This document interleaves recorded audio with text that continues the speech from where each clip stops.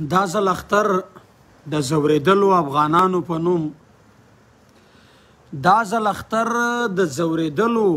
افغانانو په نوم دا ځل اختر د خپل وطن د اتلانو په نوم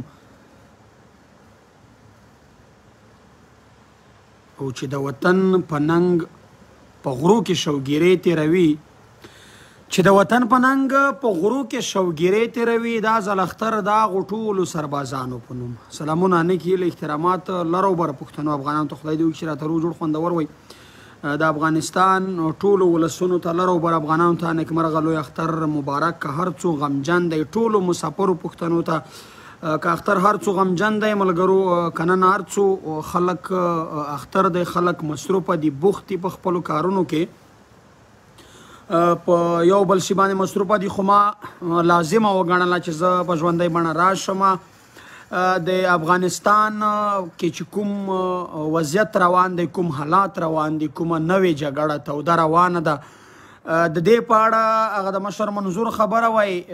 پخوا به چې په افغانستان کې حالات خرابېدو پخوا به چې جنګ ګرمېدو تودېدو به نو د افغانستان د بربادۍ دپاره به یې وزیرستان مرکز ګرځاو د ناستې ولاړې د استوګنځای به د دوی وزیرستان و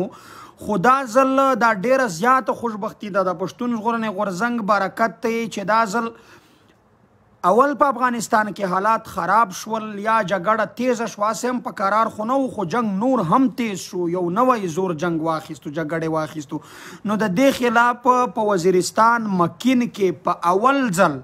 د افغانستان روانو حالاتو په اړه چې کومه بدامني کوم جنگ تیز شوی دی د دې خلاف به په وزیرستان مکین کې پر روانو 28مه نیټه د پښتون ژغورنې غورځنګ له اړخه یوه لویه عظیمشانه جلسه کیږي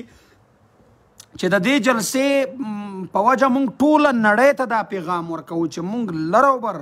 پښتانه افغانان یو وجود یو موټی یوه وینه یوه رشته یو کلتور یو دود یو دستور یو دا یو هیواد دی یو وطن دی یوه وینه ده یو مو ننګ دی یوه مو پښتو ده یو مو غیرت دی یو دا پیغام ټولې نړۍ ته ورکوو چې موږ په هیڅ صورت په افغانستان کې نور جنگ منلو ته تیار نه یو دا د اسلام یا د دغه په نوم چې کومې جګړې کوم پښتانه افغانان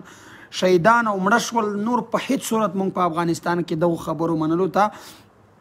تیار نه یو. بل خوا دا ډیره لویه د خوشحالۍ خبره ده ملګرو ډیر خلک ووایي چې تاسو افغانستان پرېږدئ خپل وطن وزیرستان دی یو څه دی والي وزیر په قید کې دی یو پلانی زه ټولو هغو خلکو ته دا ځواب ورکوم چې ګوره افغانستان مونږ خپل کور ګڼو افغانان خپل ورونه ګڼو مونږ ځان ته ډیر په نره او په میړانه او په ویاړ افغانان وایو البته ګلخانانو ته حاجت نشته چې هغه د افغانستان په کارونو یا د افغانستان په حالاتو په سیستم باندې خبرو کې چې څوک افغانیت تسلیموي څوک ځان ته افغان وایي څوک د افغانستان په آبادي خوشحالیږي په بربادۍ خوابدۍ کیږي ځان ته یو وارې افغان وایي افغانستان خپل لوی کور ګڼي هغه ته اجازه ده چې د افغانستان په حالاتو باندې خبره وکړي او زه ګلخانانو ته دا وایم چې نه تاسې ته کومه اړتیا ده تاسې خو نه ځانونو ته افغانان وایئ نه ځانونو ته پښتانه وایئ تاسې خو هغه وایئ چې نه د ځان دپاره نه د ورور دپاره مړ یمه زه چې چیرته مړ یم د لاهور دپاره مړ یمه تاسې خو چې چیرته ننګ کوئ چیرته ځان وژنئ د لاهور دپاره یې وژنئ د لاهور د محب الوطنۍ د سرټیفیکیټ د لام په خېدو دپاره دغه کارونه بر نه کوئ نو تاسو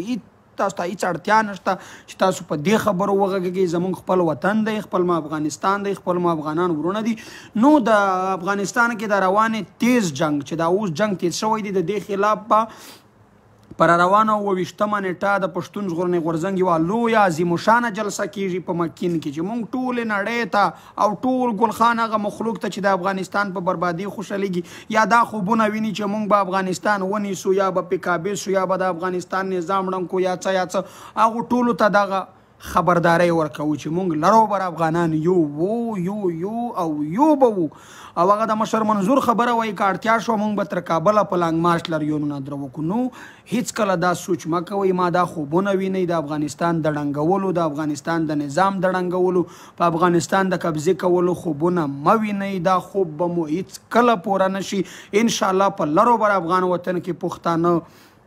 راویښ دي بیدار دي په هیڅ صورت چاته دا اجازه نه ورکوي چې په افغانستان خپل د زور زبردستۍ حکومت راولي یا قبضه کړي. نو زه په ټولو پښتنو افغانانو غږ کوم چې په راروانه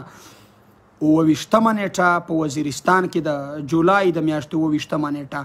په وزیرستان مکین کې د پښتون ژغورنې غورځنګ یوه لویه عظیم الشانه جلسه کیدونکې ده. د دې دپاره په سوشل میډیا هم ښه تیز کمپاین وکړئ